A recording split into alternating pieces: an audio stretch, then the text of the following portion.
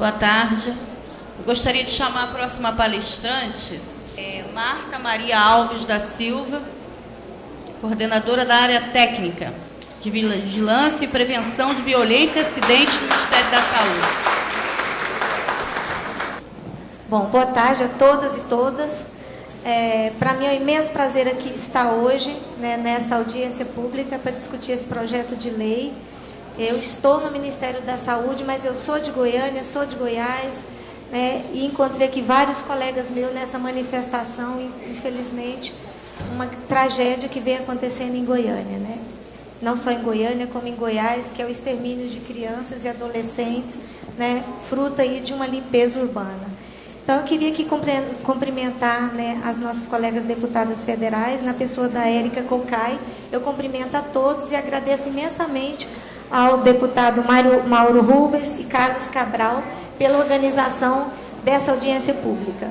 Bom, como o nosso tempo aqui ele ficou encurtado em função até da manifestação, eu vou tentar ser breve e queria dizer para vocês, até para o pessoal que estava aqui da saúde, o pessoal dos CAPs, né, e para toda a sociedade de Goiás, sociedade de Goiânia, que discutir esse projeto de leis à luz da saúde pública, para nós, tem uma grande importância por entender que a violência, ela não é só um problema de polícia, a violência não é um problema somente de segurança pública, a violência é também um problema de saúde, é um problema de segurança pública, é um problema de todos nós, de todos os cidadãos que estamos aqui hoje, nessa discussão e nessa reflexão desse projeto de lei. Então, o que eu vou trazer para vocês é por que a saúde, por que o Ministério da Saúde está aqui querendo discutir violência, né? Então, a violência ela se tornou um problema de saúde pública e nós temos um papel fundamental que é no advocacy, no sentido de que cada vez mais a gente tenha no país leis que sejam protetoras da vida e promotoras da saúde e da garantia de direitos. Então, temos trabalhado nesse sentido, nesse advocacy, junto à Câmara dos Deputados, Assembleia dos Deputados, Câmara de Vereadores, no sentido de cada vez mais a gente avançar na implementação do Estatuto da Criança e do Adolescente.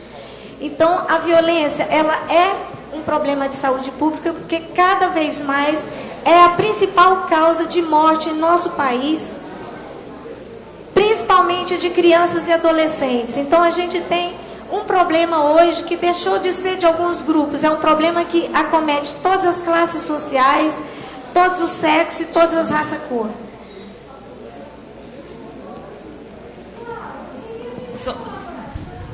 Só um pouquinho. Eu gostaria de pedir que a gente pudesse fazer um pouco de silêncio, porque a gente dificulta a gente escutar a exposição. Então, pedir um pouco de silêncio para que nós pudéssemos escutar melhor. Obrigada. Então, enquanto um problema de saúde pública, a gente tem cada vez mais jovens morrendo, isso impacta no número de anos potenciais de vida perdido desse jovem. A gente tem um grande impacto com pessoas que ficam com lesões, que ficam com sequelas, que ficam com amputações, que ficam paraplégicas, porque às vezes levam um tiro na coluna. Então, a gente tem a questão da gravidade desse evento, da transcendência desse evento, que tem mudado cada vez mais os padrões dos nossos comportamentos. As cidades elas estão ficando cada vez com os centros abandonados, né? E as pessoas estão se fechando dentro de casa, dentro de condomínios. Então, a quem interessa a violência? A gente, ao fazer essa discussão desse projeto de lei, nós temos também que refletir qual é a utilidade da violência, né? Que por trás disso a gente tem jogos de interesses, a gente tem disputas de poder, a gente tem todo um arsenal e uma indústria de armamento de nossa sociedade. Aquele quadro, para mim, ele é extremamente emblemático. Eu sempre que vou em algum espaço, eu faço questão de trazer, porque quando a gente fala de número, as pessoas acham que só são estatísticas. Atrás de cada pessoa que morre, a gente tem uma vida, né? Como a gente tem ali o Patrick e o Pezinho, que perderam a vida fruto de uma violência estrutural, que é uma violência da sociedade. Então, de 1 ano até 39 anos de idade, ali está marcado em azul o que é causa externa de morte, que é uma morte que não é provocada nem por vírus, nem por bactérias, nem por nenhum agente biológico. São mortes provocadas por acidente de trânsito, por arma de fogo, por arma branca, por todas as agressões interpessoais. Então, nós temos criança morrendo de 1 ano, a partir de 1 ano até 39 anos, dá mais um. E quando a gente abre que causas externas são essas, eu chamo a atenção para o azul, onde nós temos homicídios. Então, de 15 anos, a gente tem os adolescentes, de 15 a 19 anos, nossos adolescentes estão morrendo, não é de dengue, não é de malária, não é de AIDS, não é de tuberculose, eles estão morrendo de arma de fogo. Tá? Então, o homicídio é a principal causa de morte de adolescentes e é a terceira causa de morte em crianças de 5 a 9 anos. E a gente tem como quarta causa de morte bebês, menor de 1 ano até 4 anos. Então, são crianças que estão morrendo, muitas vezes vítimas da violência doméstica, violência dos pais. São crianças que são sufocadas ou que são jogadas pela janela, né? Então, esse quadro que a gente traz de mortalidade é apenas a ponta do iceberg. Tá? Porque essa criança que morreu antes, ela foi vítima de uma série de agressões verbais, de murros, de tapas, de chineladas, que aí a gente entra dentro do que a gente quer discutir de prevenção e do papel do setor saúde. Então, quando nós estamos no Sistema Único de Saúde trabalhando o enfrentamento da violência, nós não estamos preocupados só com atender.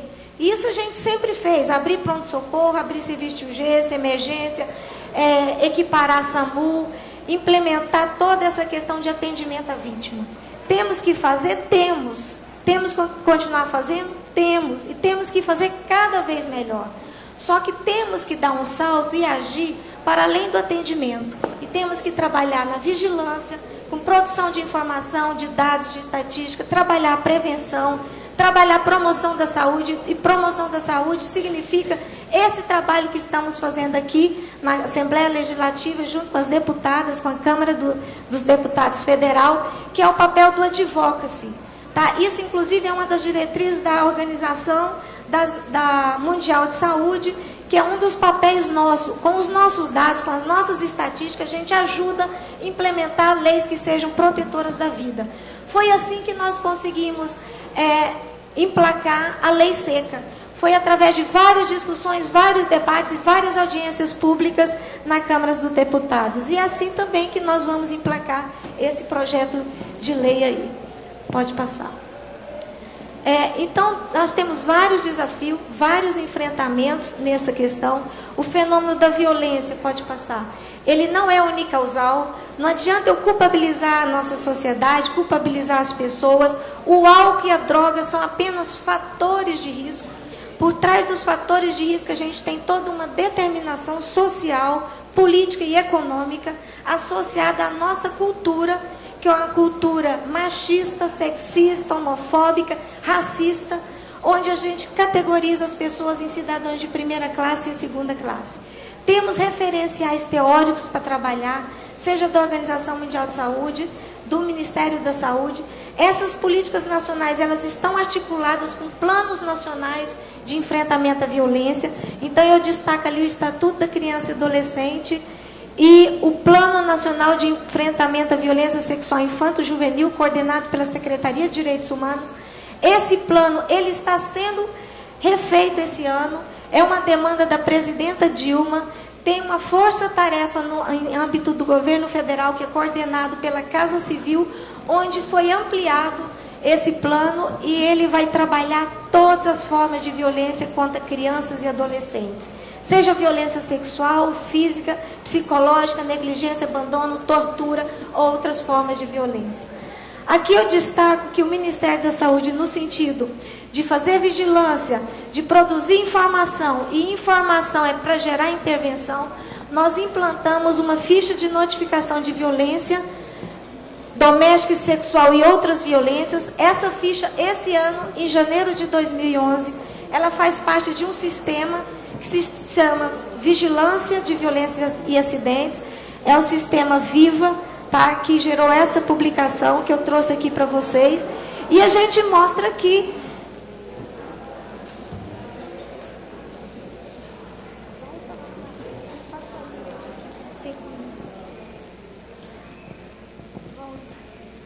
Essa ficha, ela foi universalizada no país inteiro.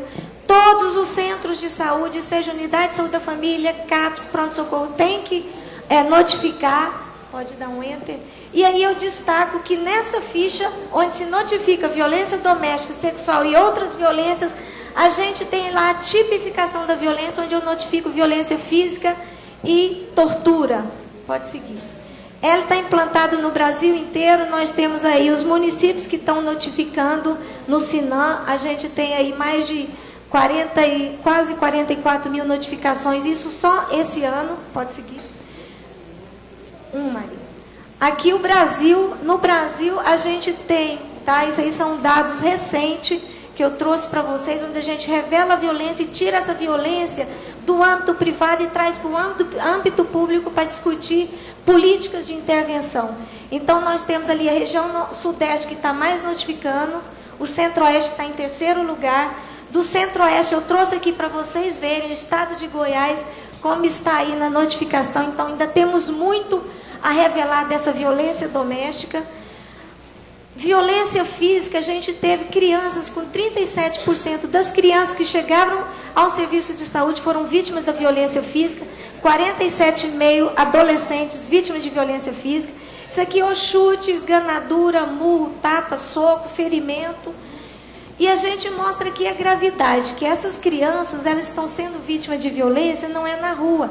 Embora a gente tenha essa gravidade toda que aconteceu aqui em Goiânia de assassinato, extermínio de crianças e adolescentes, a gente vê que a casa, a residência, é o principal local de ocorrência de violência contra crianças. E os principais autores de agressão ali são os pais. Então a gente tem isso para a criança, tem isso para o adolescente, como a casa, um local de violência.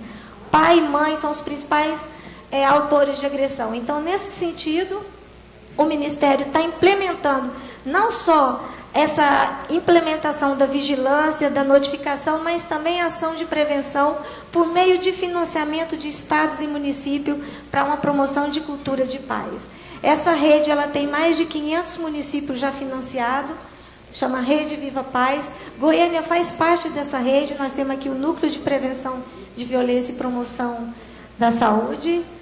E concluindo, né, dentre os vários desafios que a gente tem do setor saúde, que a gente sabe que é um fenômeno multicausal, forte correlação com determinantes sociais, com desigualdades sociais, a gente sabe que esse projeto de lei que está sendo discutido aqui contra os castigos físicos, tortura, a gente só consegue se a gente trabalhar em rede.